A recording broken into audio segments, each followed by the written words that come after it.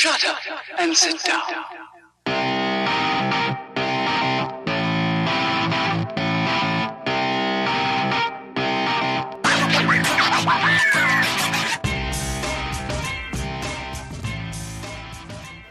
Welcome back to another episode of Gamers Vault Online.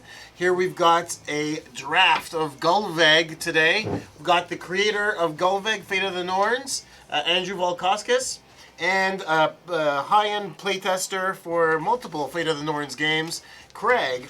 Last episode, what we did was a explanation and playthrough of the basic trick-taking card game. Today what we're going to do is we're going to do a drafting version of that game. So that means where there's going to be cards getting shuffled in at the beginning of the game, and we're going to be kind of building or deck building our hand in a certain way to optimize our hand at the beginning of the game. And for some reason I'm horrible at it. So let's just see how this goes for me this time. I'll have Andrew explain the basics of the drafting, and we'll go from there. So Gulveig's got a couple of variant rules. So we played the vanilla game last time. This time we're going to play the draft version. Draft version, depending on the number of players, you get a different number of cards in your hand. So we're all getting 9 cards. There's still the treasure cards, the 3 treasure cards that we're bidding for. The booty. Exactly. And then we've got a bench for the draft. So the 5 remaining cards in the 3-player game are turned face up. And during the bidding phase, so when we're bidding for our hand to see how many points we're going to get, you have the option to go and take a card from your hand, put it down on the bench, and grab another card from the bench and put it in your hand. But to do that, you have to place a bid first. Exactly. And this is kind of like a double-edged sword. You're optimizing your hand, but you're also giving away your strategy to the opponent. And you have to up the stakes. There's Every no risk, time. no reward. So, like in the first game, if you know you have a good hand, you can be putting in a really high bid to basically locking out the draft and locking the players into their hand, the hand that they currently have. So, actually, one of my past games, what happened is I was working on a combo, thinking we still had time, and Craig locked us out of the drafting process. I had play set down. half play sets in my hand. It was horrible. So, not as crazy as Andrew's sweep, but here we go. The important thing to remember about this version is that this is completely optional. If you would just want to play the base game where it's just trick taking, nothing complicated, all random, go for it. But this is a different variation if you want to try it out. Exactly. All right, so I dealt the cards. Go ahead, Dan. Oh, You're yeah, the it's first up to me, bid. huh? Exactly. Now, most of the rules are exactly the same. Bidding still starts at 40 points.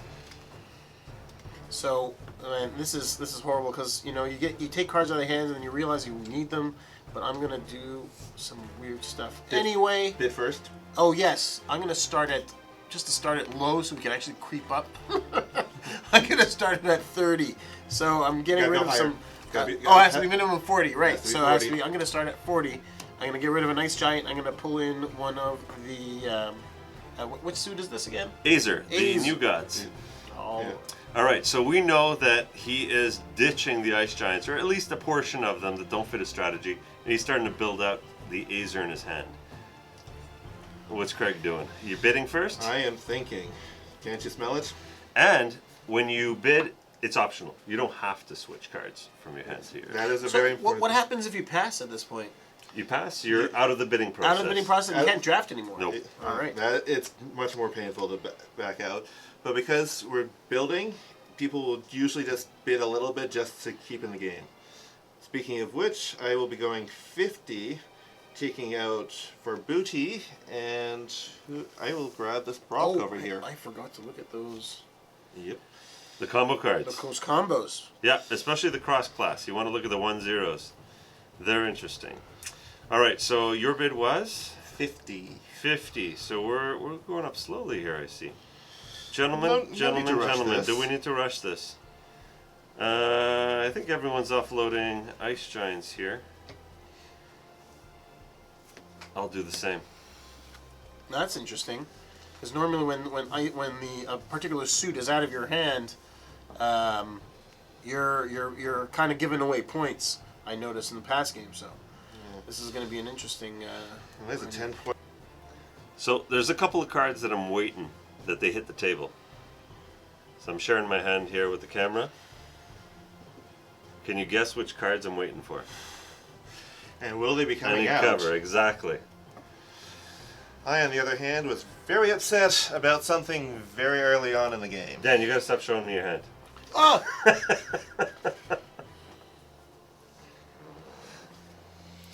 I really don't know what to do here, so I'm gonna just do a little bit of this. And this reminds me, since we two of us have just shown our hands to the camera, in this variation there are no hidden cards.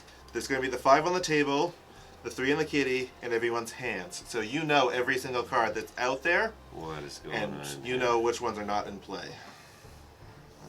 Alright, this doesn't You look toss good. Fafnir. You're at 70, is it? Oh yeah, so I didn't bid, so if I'm going up I 10, gotta I'm keep going to police be you at guys. 70. Yeah, unless you want to go higher. I keep remembering that there's Three hidden- more hidden cards. in the booty. Three so more cards. It could be some craziness. Yeah, so what you're going to see is quality of hands go up in this variant of the game. And so when you lose control to another player, chances are they're going to change the supremacy on you. Yeah, no, I'm going to do this. I'm going 100, and I'm scooping up that ice giant. She's way 100. He's way too valuable to be leaving there on the table. So hold on here. Now we're looking at 60 points that are just sitting here waiting to be picked up. Assuming someone can make good on them. I'm going to say 120. Wow. Hey, I'm happy I pushed you up to 120. This could be your downfall again. Probably. Yeah, there's a lot more greed going on. So by the way, a little bit on the mythology. Gulveig, she is the goddess of greed and avarice in Norse mythology. Hence her sword being avarice. and Exactly. Gulveig is in here somewhere. So she was a major player in the Aesir-Vanir War in the mythology. And Loki, well, he was at his baddest after he ate her heart. So Ew. she's an interesting character. So it was sort of at that point, Loki changed from just a playful trickster who's pulling pranks to the real villain, which he's known for in modern culture. Exactly. He was, I think the next big event was him killing Balder, or setting up the death of Balder. So 120 was the last one? Yes. So sillily, I will bid 130, and I dropped down a fire, and I picked up Gulveig. Well, I say that's brave. Very brave. Me? 130. I did my Loki duty. I'm not doing that anymore. Loki duty. I'm passing. You guys have fun bidding. Okay, so I can keep bidding if I need to optimize my hand further, or I will pass and give the control to you and shut down bidding. So I pass. All right, so at 130, I'm hoping I can pull some nice stuff out of here. We got 2. Oh, snap. Oh, snap. And look at that. Oh, Look at a that. Cold snap. supremacy right there in the thing, and yes, good pun. So 130 to Dan, the contract. That's the contract. That shouldn't be too hard. Actually, do you still call it a contract, or do you have another flavorful term for it? Pact. A pact. I think it's fitting. 130 is a pact. Yeah. So these 5, they disappear. We know what they are, but do we remember them? Exactly. I suppose we're going to display on hand possibly these 5 cards so that people at home can remember and track it. They have a much easier time tracking it than Exactly. the 3 of us who have to rely on our heads. No, a lot of Gulveig is about card counting, right? So you want to see what's dropped, what's left, what are your chances to actually win one. And I think you kind of pick that up when you play games like poker or, euchre, bridge. Bridge You know, especially, because bridge I think is more like a thinking man's poker, if you can. No, I say can that. see that, totally. Because the big thing is, one, you have your poker face. In professional bridge, you don't say anything. You just show cards to show your bid. And those bidding, when you're bidding with a partner, that's table talk. But the other people also know your code. You have to say up front, what your bidding conventions are. Exactly. Where in this, you're all on your own. You can do whatever you want.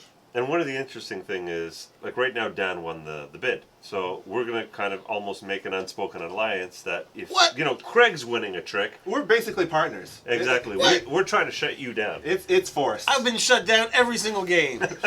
It's nothing personal. Yeah, I shut myself down, actually. So I won the bid, 130. I have to really try and get to 130 points. Possibly, I was able to score some supremacies just even in the booty. I was able to score some supremacies during the draft. So I'm going to see how this works, and I'm going to start with something that I'm pretty confident in. No supremacies on the table. Let's start with a 7 in... Yeah. Tier. He shows his hand with tier. Yes, I had to do that. This is painful. What would you guys drop? This is painful. I think I know that feeling. Oh, Whoop, whoop. really? A Yeah. 5? Wow. So I'm going to continue this and go down. It's gonna go down the line. I see a lot more pain in my And future here's your here. Thor. Ooh, wow, Yep. what you doing? He's counting on his supremacies. He's hoping to bank He's those. seeing it. So- He's seeing it. Well, we kind of discussed this before off camera. I'm going to pull my 50-point supremacy and pull in Gulveig. Very good. And I will start with a Who are you 3 leaving? point. 3 point. You're leaving Adverse behind. Okay. And that's always a good play. If you know you're going to lose the trick where you played your supremacy, play the 3 rather than the 4, because sometimes games boil down to a single point. Right. Very much so. Of course, if you know strategies, a 3 and a 4, they're essentially the same. All right, we So- got the 7. I lost the run now, so we'll see what Except happens. with the point count, which I just remembered now. All right, so here we go. We are going to load up now on dwarves. 10 points. Nice. Oh, but that means I hate you. So I'm going to give you 1 point. Perfect. And I will be claiming, since with a 1, going down anyway. I regret claiming that, but it's too late now. Crossing our fingers on this one here. Yeah. I'm trying to... Right, no, I remember. Gee, what am I doing? I remember where those cards are. Yeah, you had a plan. You know, I have a plan. You had a plan. I'm still hoping to cash in on it. Because now I was wondering where a certain card is, and I remember I had it originally and I threw it away. Oh, lovely. Which is good, so everything's fine. Because here's my 6. Excellent. I was hoping. Supremacy, dwarves take it. Oh, right. And I have to put down an ice giant, Yeah, Yes, I'm you even do. if it's part of my I'm supremacy. calling out this. I'm going to give you less points. See, So here we go. this is why you can't count on the supremacies unless you have Now, control. let's take a look if there's any more dwarves hiding out there. Oh, wow. So, Ivaldi makes the call. Yeah. Oh, it's my turn. Yep. So I'm going to give you another 0 points. And yes, there's another dwarf out there. Excellent. Any others? I doubt it, but let's just make sure. I'm pretty sure that was the last one. Excellent. And so now we're going to launch Loki and a Spear 30. What's the ahead. trump? Oh, Now you're it's going to screaming, be you're fire. Yeah.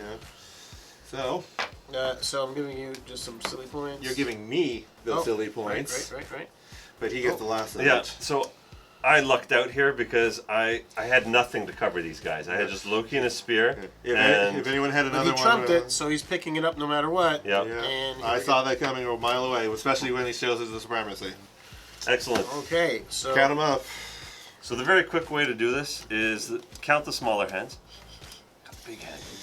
I got an even 20. There's 6 points here, so 26 so far. We'll subtract from 155 to count how many are here. So there's 6 in here. 6 in there. So 20 and 6. 63, 65, 70 plus my 50, 120. I'm 10 off. Oh, I bid 120. I bid 130. yeah. Yes, you did. 120. Missed it Damn. by 10 I missed it points. by 10 points. So that's what can happen. That's what the risk is in going high, and bidding high at the beginning. And actually, I did pretty well at the beginning of the game. I pulled a did. lot of 10-point, 11-point cards. You definitely played better, but the problem is we played smarter. Yep, at the end of the game. Rough. Yeah, there's a lot of trash talking in this game. Add a little bit of alcohol, some pretzels. And Andrew, in that Fun master times. stack, you only got 59 points.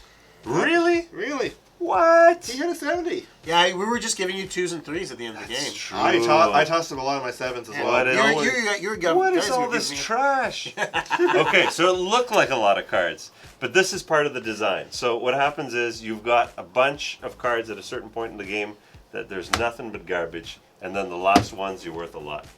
And this is, again, different from most card games. It's either you're counting the card tricks, or the cards are usually about the same points, with the exception of, say, hearts, where the Queen of Spades is this massive thing, and we got a whole bunch of little ones. All right, well, thanks, guys. Thanks for joining us, and thanks for watching Gamers Vault Online, Gulveig, Fate of the Norns. Have a nice one. Don't forget to subscribe. See you online.